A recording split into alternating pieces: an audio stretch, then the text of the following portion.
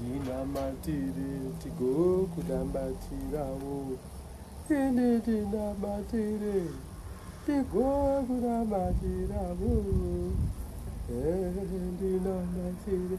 Ipapo Shadhireki naMesheki pavakavaka areka, havana kuziva kuti Noa wainge wamedzwa nehove waenda Ijipita. Asi Pita ndiye wakanogamuchira Noa kuburitsa mukanwa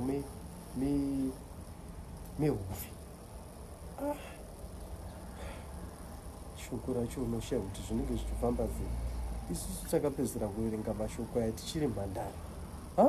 Kudhara kawo nezvinotanga tichaziva zvebhaibheri, iwo matendezi akati kuuya kunamatira murume, kunamatira imba yako panoti pako usingatongwe narendiroti, ndo zvakutitumba zvese izvi kuvhura mabhaibheri.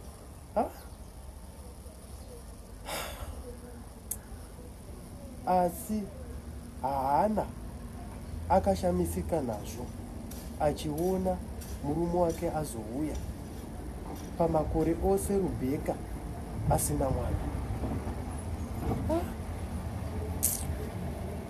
Zvandingambozvikonesvo munoziva oda kusasimba kwangu Jesu ndotya oda kura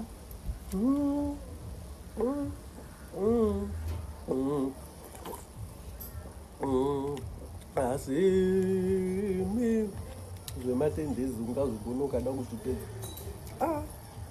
Ndounongoramba uri wekutsanya marendirodha umbuma auna achitsanya.